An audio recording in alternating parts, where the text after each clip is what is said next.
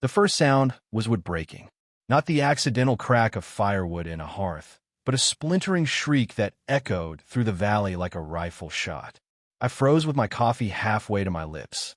Out the window, morning mist curled low over the pines, soft and silver.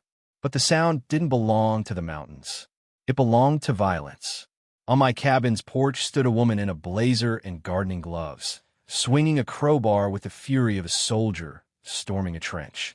Vivian Blackwood, HOA president, 58 years old, former compliance officer, permanent scowl carved into her face like a weather gargoyle. And this morning, she had chosen my home as her battlefield. She ripped free the shutters I'd carved from my grandfather's barnwood, hurling them into a dumpster she dragged onto my driveway. The crowbar clanged against iron, and the sound rattled straight through my chest. Every plank she destroyed carried a memory. Iowa winters, my grandfather's calloused hands, my wife Sarah's laughter in a kitchen that no longer existed. And with every swing, Vivian screamed a single word. Eyesore, like it was a curse she could banish with steel. I should have run out there, grabbed the crowbar, stopped her. But I didn't. Not yet, because the cameras I'd installed after her last inspection were already recording every blow. The law was slow. Cameras were faster. I lowered my coffee, cold now in my hand, and whispered to the empty room, "You've made a mistake, Vivian. Let me back up. My name is Garrett Millwright, 52, retired Navy engineer. I spent 25 years building bridges in places no tourist brochure would ever mention. Afghanistan, Kosovo, Djibouti. I've watched rivers swallow steel, deserts corrode iron, jungles eat concrete. But I never saw anything destroy faster than cancer did when it took Sarah. She was my North Star. She loved small towns with smoke and houses that smelled like history. When she was gone, I couldn't stand the sterile walls of Denver. Every modern house felt like a dentist's office, bright, clean, but lifeless. So I sold the city condo, took my savings, and bought 2 acres of Mountain Earth in Whisper Wind Estates, Colorado. Back then, it wasn't an estate at all, just a patchwork of half-built houses and raw wilderness. For 18 months, I worked, not prefabricated nonsense, real work. My cabin rose timber by timber, with scars on my hands that matched the wood grain. I used reclaimed barn beams from Iowa, stone quarried from the Rockies, and windows that framed the sunrise exactly the way Sarah would have wanted. Solar panels for light, rain barrels for storms, a place stitched together with grief and love. When I was finished, the neighbors called it charming. Some even stopped to compliment the craftsmanship. Back then, I believed I'd found peace. But peace doesn't last long when power smells conformity. Whisper Wind got its HOA 2 years later, and Vivian Blackwood crowned herself queen before anyone else had the stomach to run. Her mansion, a 4,200 square foot monument to beige suburban excess, sat like a bloated palace at the end of the cul-de-sac. Perfect lawn, trimmed shrubs, and the faint chemical haze of fertilizer that stung your nose if you lingered too close. She cruised the streets in a spotless white Lexus SUV, clipboard on her lap, eyes scanning for imperfections like a predator circling prey. And she found me. The first letter came certified. My cabin, according to her, violated community harmony. Her words, not mine. The second letter fined me $500 for non-compliant landscaping. Translation, wildflowers, instead of her chemically cloned roses. That should have been the end. I had paperwork proving my cabin predated her HOA by nearly a year. But with people like Vivian, facts don't matter. Control does. So this morning, when she stood on my porch with a crowbar, ripping apart the only thing I'd built since Sarah died, I didn't see just vandalism. I saw the start of a war. And in my gut, I already knew how it would end. Because here's the thing about tyrants. They forget that power only works if everyone else stays quiet. And I'd spent my life learning how to build things that last. Bridges, barricades, resistance. This time, I wasn't building for the Navy. I was building for Sarah, for my cabin, for me. And if Vivian Blackwood wanted a war over aesthetic harmony, she was about to discover just how ugly justice could look. The first letter sat on my kitchen table like a snake coiled to strike. Certified mail. Heavy envelope. Too many seals, like the county courthouse had emptied its supply just to make it look official. I slid it open with the same caution I used disarming explosives overseas. Inside, for pages of violations. Your structure, it read, presents an architectural inconsistency threatening neighborhood cohesion. Translation: my cabin didn't look like the beige boxes on either side of it. I laughed once, sharp and bitter. Cohesion? My cabin had been standing long before Vivian even bought her McMansion. The ink on her HOA charter wasn't dry when I'd already poured the last of my sweat into Sarah's dream. But tucked behind the flowery language was a fine, $500 due in 30 days. And the kicker, if I failed to comply with a corrective action plan, the fines would double monthly. Paper wars. They never look dangerous until they bleed you dry. I tried the reasonable path first. Dug through my original deed, found a grandfather clause as clear as sunlight on snow. All structures built before HOA formation were exempt from new design codes. I sent her copies, highlighted, with a note that started politely enough. Mrs. Blackwood, please see attached documentation. My cabin is legally exempt. 2 weeks of silence. Then another certified letter. This one had more red ink than a student's failing exam. Grandfather clauses, she wrote, do not apply to aesthetic violations.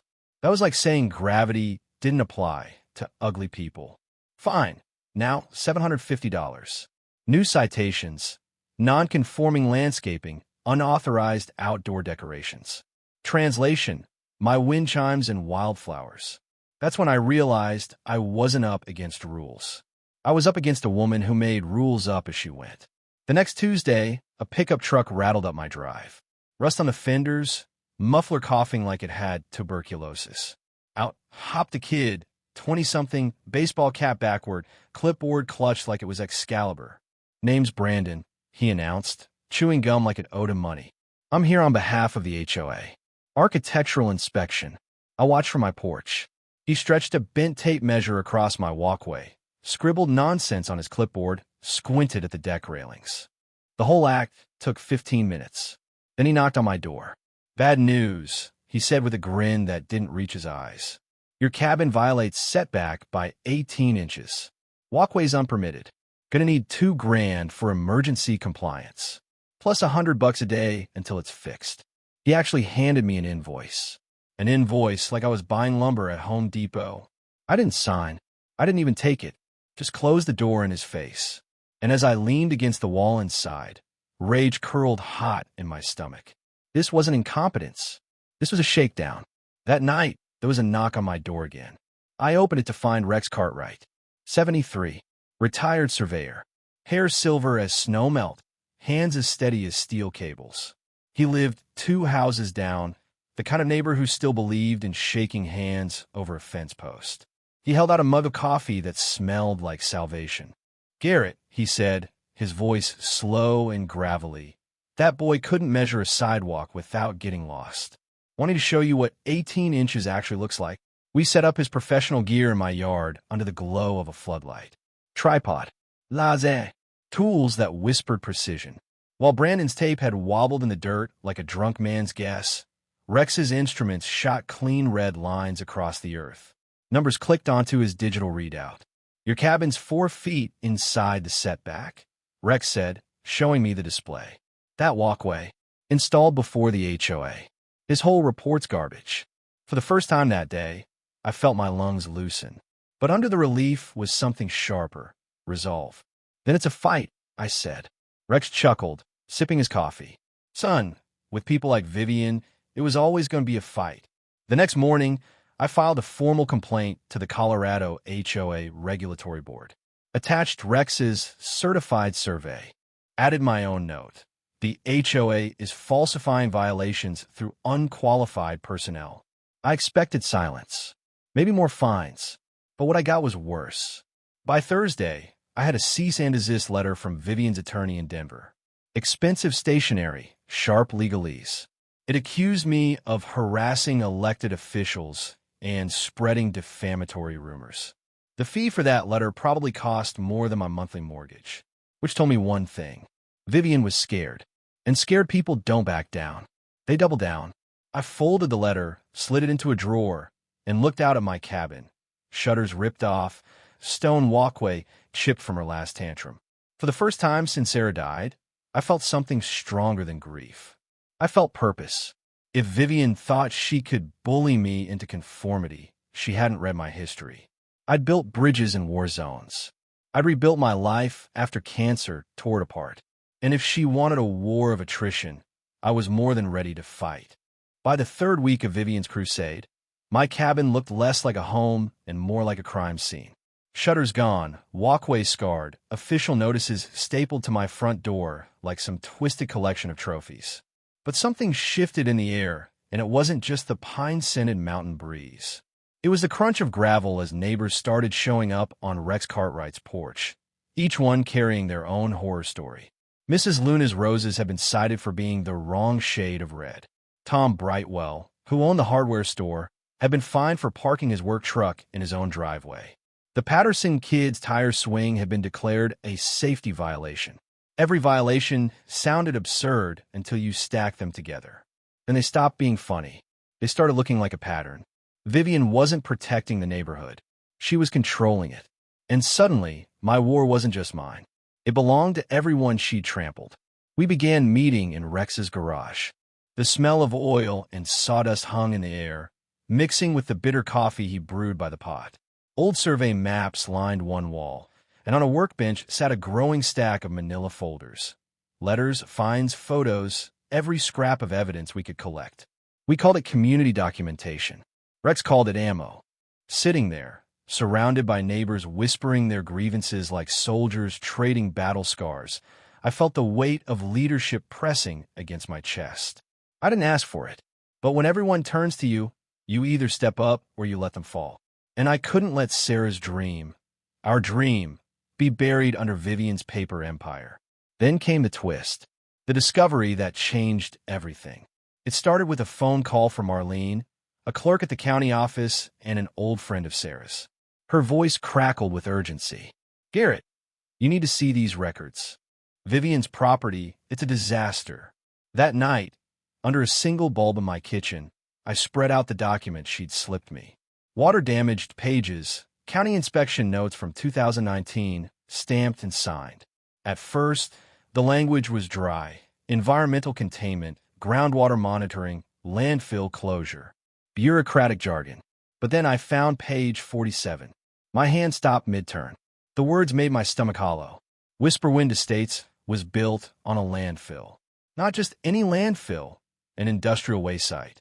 Chemical solvents, heavy metals, toxic sludge buried beneath 30 feet of soil. Officially sealed in 1987, but barely. A layer of dirt, a prayer, and time. The air in my cabin thickened. I could almost taste the metallic tang of methane. Vivian's mansion sat directly on the lowest elevation, the ground zero of the old dump. And her pool, the gleaming blue oasis she flaunted in HOA newsletters, it had been dug 12 feet down, right into the containment barrier. She hadn't just broken rules. She'd punctured a tomb. I pushed back from the table, pacing, my boots thudding against the floorboards. My cabin, Sarah's cabin, sat less than half a mile uphill. The thought of poison seeping through the soil, of neighbors' kids breathing in toxins while they played on tire swings, it turned my stomach cold. The war wasn't about aesthetics anymore. It wasn't about fines or landscaping or even revenge. This was survival. 2 days later, Dr. Janet Cross, a university environmental scientist Rex knew through a friend, set up her equipment in Vivian's yard. Machines hummed and beeped, sensors flickering red. The chemical stench rising from the soil was sharp and sickly sweet, like rotten fruit soaked in gasoline. "This isn't minor," she told me, her voice clipped with alarm. "Contamination levels are 400% above EPA limits. That pool breach is spreading toxins into groundwater. This whole neighborhood's at risk." I looked at Rex. His weathered face was pale beneath the brim of his cap. "Garrett," he said quietly, "this isn't just about stopping her anymore. This is about saving everyone." That night, alone in my cabin, I pulled Sarah's old shawl from the back of a chair and draped it across my shoulders. The fabric smelled faintly of lavender, though the scent was fading with time. She'd wanted this place to be a sanctuary, a home where life felt rooted and safe. And now it sat on poison ground. I closed my eyes and whispered to her memory, "I'm not just fighting for us anymore. I'm fighting for them. For all of them." Because sometimes battles aren't chosen. Sometimes they land at your doorstep with the force of a crowbar. And sometimes the only way to honor the past is to protect the future, no matter how ugly the war becomes. The morning the county inspector showed up at Vivian's mansion, the whole neighborhood watched from porches and windows. Clipboard, camera, steel-toed boots, crunching gravel. He wasn't here for mailboxes or tire swings. He was here because Dr. Cross's soil reports had set alarms buzzing at 3 government offices. Vivian met him on the steps, pearls around her neck, lipstick too bright for the hour. She tried to play gracious hostess, waving him toward her pool with the false smile of someone offering sweet tea laced with cyanide. Within 15 minutes, her charm cracked. Voices rose. Her arms carved the air with frantic gestures. Then came the sound, a wordless scream that rattled through the cul-de-sac like a kettle boiling over. By nightfall, the county had cordoned off part of her property. Yellow tape flapped in the mountain breeze. Hazard markers jabbed into the soil. And for the first time, Vivian's perfect lawn looked like a crime scene. But instead of retreating, she doubled down. 2 nights later, I woke to the buzz of my phone. Rex's voice came low and urgent. "Garrett, get outside. Now." Floodlights blazed in Vivian's yard. Chainsaws growled, metal clanged. An emergency landscaping crew she'd hired was cutting branches nowhere near power lines. Their cherry picker angled suspiciously close to my solar panels. I stood in the shadows, jaw tight. My cameras caught every word. "Snip the lines," the crew boss muttered. "Make it look like storm damage. Rage burn hot." But I didn't rush in. I dialed 911. Let the law catch her this time. When the sheriff's deputies rolled up, red and blue lights spilling over the trees, the crew froze mid-cut. Bolt cutters dangled in their hands. Receipts in their pockets named Vivian as the one who'd paid them in cash. The sound of handcuffs locking was sweeter than any victory speech. But that night, as I sat in my cabin staring at the dark outline of the mountains, the victory tasted hollow. My shutters were gone. My walkway was cracked. My home, Sarah's sanctuary, felt exposed like a wound reopened. And beneath it all, the knowledge gnawed. The ground we all lived on was poisoned. The next morning, I called Marlene. "How deep does this go?" I asked. Her sigh rattled through the line. "Deeper than you want to know. The containment system was never properly sealed. 3 consultants warned of failure back in the 80s. Reports got buried. Budget cuts. Whistleblowers silenced. Whisper Wind should have never been built." My throat tightened. "So we're all sitting on a ticking bomb." "Exactly." I looked out at the kids pedaling their bikes down the lane, the Patterson swing swaying in the breeze. I felt the weight of responsibility settle heavy on my shoulders. Vivian had unleashed this war out of spite. But now the battle wasn't just against her. It was against 30 years of negligence buried under soil.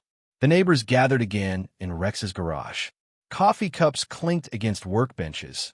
Papers shuffled like cards in a high-stakes game. Fear rippled through the group. "What if the county condemns all our homes?" Mrs. Luna asked, her voice trembling. Tom slammed his fist against the table. "What if they don't? What if our kids keep breathing this crap until they get sick?" Eyes turned to me. Always to me. I swallowed hard, staring at the map spread before us. Red circles marked contamination zones. Vivian's mansion sat at the center, ground zero. "I didn't ask for this fight," I said, "but I won't back down now. If Vivian's pool tore a hole in the lid of this landfill, then her property is where containment begins. Not ours. Hers." A murmur spread through the room. Resolve. Hope. But when I got home that night, exhaustion hit like a wave. I sat on the porch, staring at the place Sarah had loved. The wildflowers she planted still bloomed, stubborn against the odds. I ran my hand across the rough grain of the cabin wall, whispering into the cool mountain air. "Am I protecting this place for you, Sarah? Or Am I just refusing to let go? The silence gave no answer. Inside, the stack of legal notices glared from the kitchen table. Outside, Vivian's mansion glowed under floodlights, defiant even with hazard tape draped across its lawn. And in the pit of my stomach, I knew the climax was coming. Soon, this wouldn't just be about fines or sabotage. It would be about survival. It would be about justice. And when it came, there would be no turning back. The day the federal inspectors arrived, the air in Whisper Wind Estates felt heavier than the storm clouds rolling off the mountains. White vans, hazmat suits, the low drone of machines humming like wasps. They set up on Vivian's lawn with the precision of soldiers storming a beachhead. Yellow tape wrapped around her mansion like a warning label. From my porch, I watched neighbors gather in clusters, whispering. Mothers pulled their kids close. The Patterson swing hung still, empty for the first time all summer. Then came the sound, a siren shriek from one of the monitors. The scientist in the hazmat suit turned toward his team, raised a hand, and I caught the words through the still air. Groundwater breach confirmed. It was official. The poison beneath us wasn't just theory. It was rising. Vivian burst out of her front door like a storm in heels. Her pearl necklace rattled as she waved her arms at the inspectors. "This is harassment," she screamed, voice raw, hair wild. "You people are conspiring with that cabin freak to steal my home." Her words carried across the cul-de-sac. My name spit like a curse. Neighbors' eyes darted toward me. I didn't flinch. The inspector didn't even look up from his clipboard. "Ma'am, contamination levels are 6 times the federal limit. This property is a hazard zone." Vivian lunged forward, grabbing at the equipment. One of the suits blocked her. She shoved him, and in that instant, the cameras flashed. News crews had arrived. The scene was live, and there she was, HOA president, self-appointed queen, clawing at hazmat tape while federal officers pulled her back. That night, the footage aired on every station in Colorado. Vivian shrieking about conspiracies, denying contamination while standing beside a methane detector that screamed red. Hashtag Toxic Karen trended before midnight. Environmental scientists clipped her denials into lectures about negligence. Kids on TikTok lip-synced her meltdowns. But in my cabin alone, I didn't laugh. I sat at Sarah's table, documents spread out like battle plans. The evidence was airtight. The neighborhood would be saved. But what cost? Her dream cabin was supposed to be a refuge, not a war room. My hand shook as I lifted the folder of old photos. Sarah in the garden, hair catching sunlight, dirt under her nails from planting the wildflowers Vivian had called non-compliant. The fight had become bigger than me, bigger than Sarah's memory. And yet, every step forward felt like losing her all over again. Because every time I looked at the cabin, I no longer saw her smile. I saw Vivian's crowbar smashing shutters, yellow tape strangling lawns, hazard signs sprouting where wildflowers once bloomed. The fight had saved us, but it had also taken something from me I wasn't sure I could get back. 2 days later, the county convened a public hearing. The auditorium overflowed, neighbors, reporters, officials. The smell of coffee and nervous sweat hung heavy in the air. Federal Officer Morrison took the podium, his voice flat but firm. "We are here to determine emergency designation for 1247 Whisperwind Lane as an environmental collection site." Vivian made her entrance in an orange jumpsuit, escorted by marshals. Her ankle monitor jingled like chains. She tried to speak, but the judge's gavel silenced her. Then Dr. Cross took the stand. She didn't raise her voice. She didn't need to. Charts lit the screen, glowing red contamination levels, maps of seepage spreading toward homes. "Failure to contain this site will put every resident at risk," she said. "Immediate action is not optional. It is survival." Gasps rippled through the crowd. Mothers clutched their children tighter. And then my turn. Walking to the podium felt like wading through water. Every step heavy, every breath tight. When I faced the room, hundreds of eyes bore into me. I placed Sarah's photograph on the podium, the one of her kneeling in the garden, smiling at the flowers she loved. 2 years ago, I began, voice steady but quiet. Vivian called my cabin ugly, said it hurt property values. She destroyed the shutters I carved from my grandfather's barn. She smashed the stone walkway Sarah wanted lined with wildflowers. She tried to erase the only place I had left to remember her. I paused. The room was silent. Even Vivian stopped fidgeting in her chair. But now, her house, the one she built to be perfect, is poisoning every one of us. And that's not just ugly. That's deadly. This isn't revenge. This is survival. If we don't act now, Whisper Wind becomes a graveyard. The judge leaned forward. Mr. Millwright, are you asking this court to designate her property as the containment site? I met his eyes. Yes, because it's the only way to protect what's left of this community. And it's the only justice left for Sarah. Applause erupted, swelling like a wave. 3 minutes straight, loud enough to drown out Vivian's scream of rage.